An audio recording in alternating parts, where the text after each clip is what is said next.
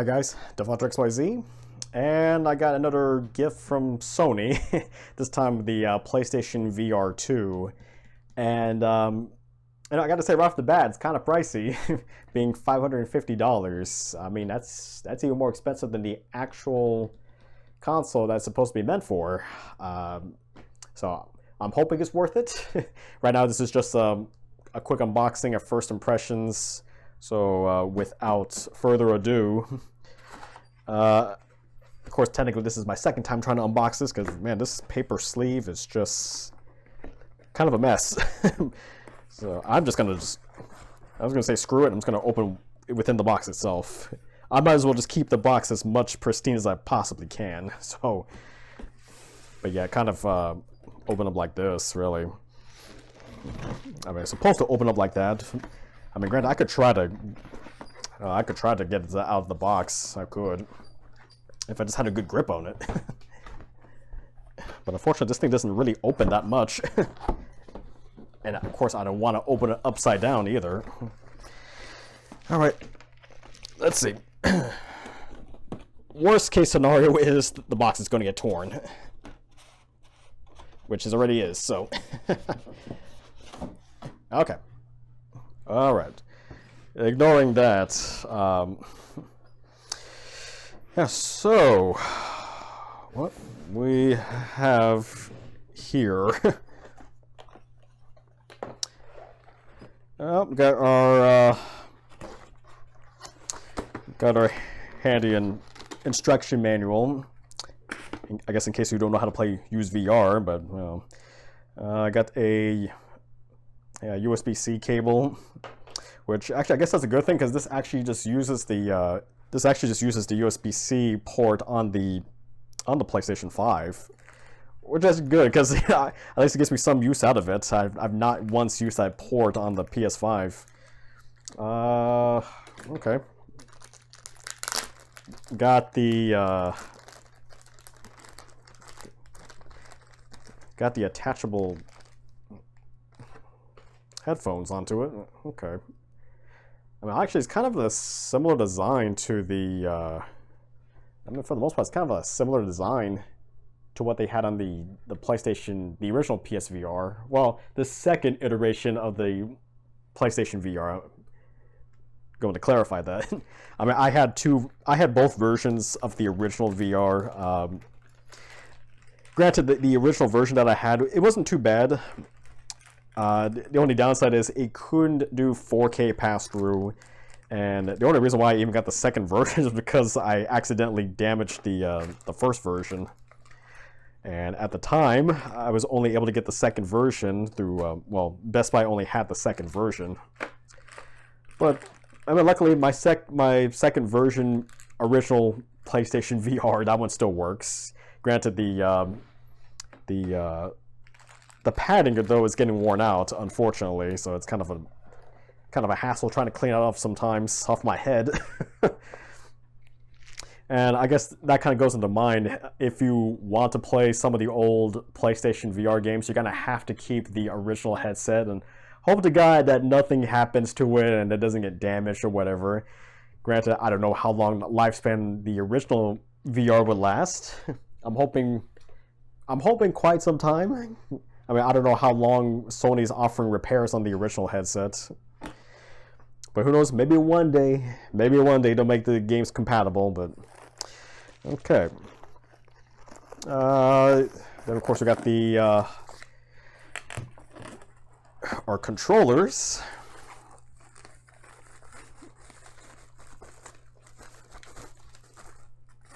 And wow, I gotta say, they're a lot chunkier than I thought.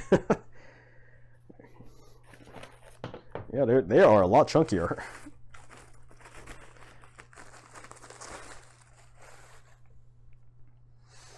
Yeah, so one for each different hand. So I mean, you got the one for the triangle and square button, if anyone can see that. And you got the other one for the circle and X. So I mean, for the most part, and then of course you got the triggers, you got the trigger, you got the little bit of a side button right here. And I mean, overall, it's yeah. I mean, overall, Doesn't feel too bad. I mean, in a way, it just kind of reminds me more of the. It just reminds me more of the Oculus Rift S, if anyone remembers that. There was the headset that Oculus had before the Quest 2. But yeah, that's yeah, it's something. I mean, granted, I didn't expect them to be kind of bulky though. I mean, comparing that to the, like I said, well, actually, I do have it here. Comparing it to the Rift S, I mean, it's similar in design. I mean, I could almost say that the PlayStation VR2 is pretty much based off of the Rift S.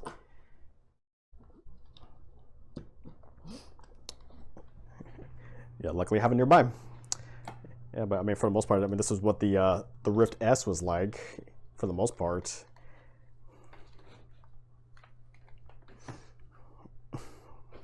Yeah. I mean, size-wise, yeah, size-wise, it's quite bulky. I think in a weird way, it's kind of almost, maybe, I think maybe design-wise, it's kind of going off of the original Rift. Because I think the original Rift had a little bit more of a oval on the outside kind of thing, but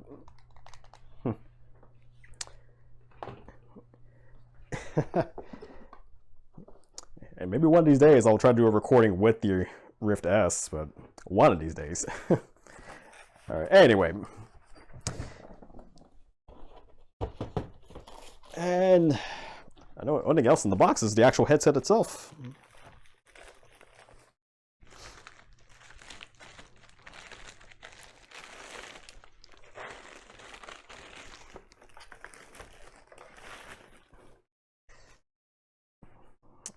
Wow. Gotta say, at least they're still going with that the futuristic design that the PS5 has. But yeah, some pretty decent improvements, I can tell you that. I mean, they got the dial on the back to kind of adjust the headband. Well, granted, also too, at least the headband looks a little bit, it's more rubberized, I guess. It looks like it has better material compared to the original headset. But yeah, I mean, you can adjust the headband. They do have a dial on the front right here to for the IPD, you know, to adjust the distance between the lenses. So I mean, I don't know if you can, I don't know how that picks up on camera, but yeah, you can adjust it. Because I mean, everyone's eye distance is, you know, the distance between everyone's eyes is different, so at least I have a change in that. Yeah, extend it out. Get the power button in the back, and I guess this was like a menu button. I guess I think that's what it was. I mean, for the most part, I mean, got the 4 cameras built in around it. I mean, it's doing the inside-out tracking technique, kind of like the well, again, I guess kind of like the Rift. I guess that's what they were going for. I mean, honestly, I really think they were just more or less basing this off of the Rift S. I mean, comparing it side by side, still have this out, but comparing it side by side, I mean, that's kind of how the original, that's how the Rift S was kind of like that too. I mean, the dial on the back. Granted, it didn't have a dial for the IPD, but you know, I mean, you got the cameras all over the headset itself. I mean, able to extend it. You know, I mean, I'm pretty sure they were just going with that idea. But yeah, overall, I gotta say, I kind of am impressed with the quality. Actually, doesn't look too bad. And I'm just kind of hoping I got my money's worth out of it. And I'm hoping it will last for a good while. But, yeah. For the most part,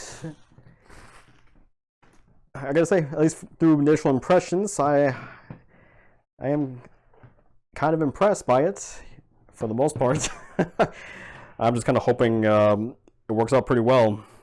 Yeah, so I, I say if it's worth it right now, honestly, I would probably have to say no. I mean, not for the price that it is right now, $550. That's a lot to chew.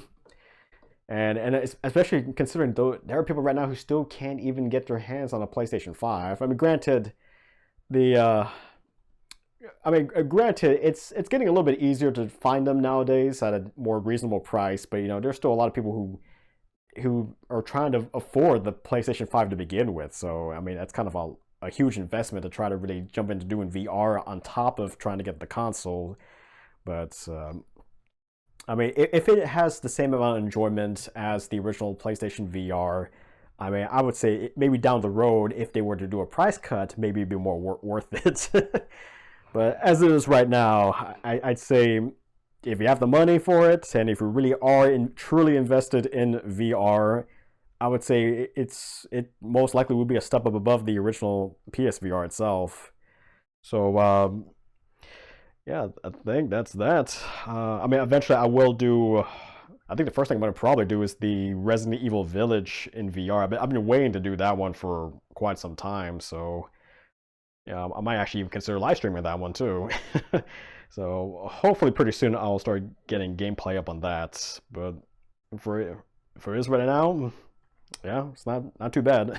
All right, guys, this is DevilHunterXYZ, and until next time.